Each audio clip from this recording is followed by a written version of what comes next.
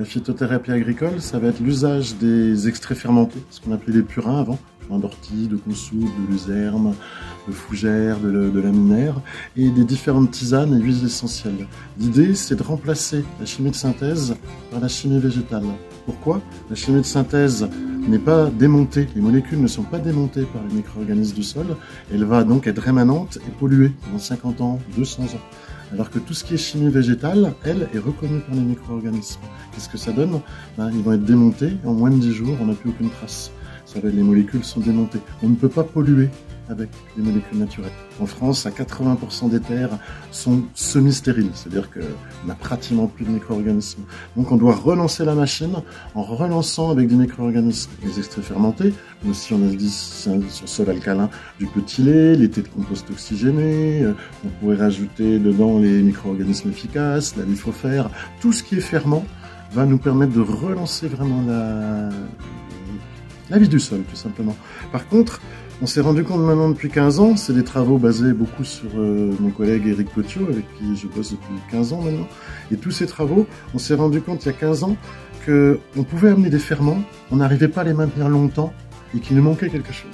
Et on a trouvé, Éric a trouvé, les travaux de Phil Callahan, qui lui s'est occupé du paramagnétisme. Le paramagnétisme, c'est une valeur qu'on peut mesurer, on a une machine aussi, et pour avoir un maintien des micro-organismes dans le sol, on a besoin de paramagnétisme.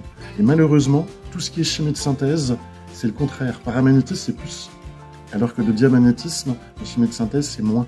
Vous mettez du moins sur du plus, petit à petit, vous avez de moins en moins de paramagnétisme, et au bout d'un moment, vous n'en avez plus, ou presque plus. Et il ne remontera pas tout seul. La seule solution qu'on ait pour l'instant, mais elle est très efficace, c'est de mettre du basalte. Le basalte est ultra paramagnétique. Résultat, à l'équivalence, suivant les dosages de paramagnétisme, entre 250 et 500 kHz pendant 5 ans, une fois par an.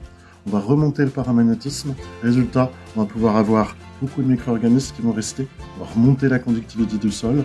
Et en fait, on va avoir des sols, au bout d'un moment, qui vont être pratiquement autonomes. Il ne faudra pas oublier quand même de nourrir les micro-organismes. Et ça va être le fumier et les engrais verts.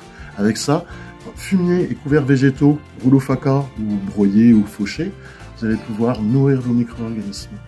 Et ça, c'est un compactage, donc le basalte, les extraits fermentés, les engrais, la fumure, plus les engrais verts. Ça va vous permettre de relancer vos sols pour économiquement pas grand-chose et pas non plus beaucoup de travail. Pourquoi? Parce qu'on va laisser la vie faire le boulot, on va laisser les micro-organismes faire le boulot et ce genre de choses.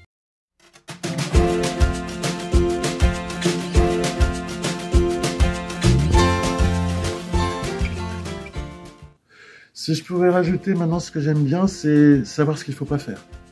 Le plus important, je vais dire qu'une chose alors dans ce cas-là, c'est que vraiment, n'utilisez jamais d'extrait fermenté à part la fougère, mais tout le reste, donc des purins, ne s'utilisent jamais sur une maladie ou sur un ravageur. Il faut d'abord soigner la maladie ou le ravageur, tisane, huile essentielle, voilà.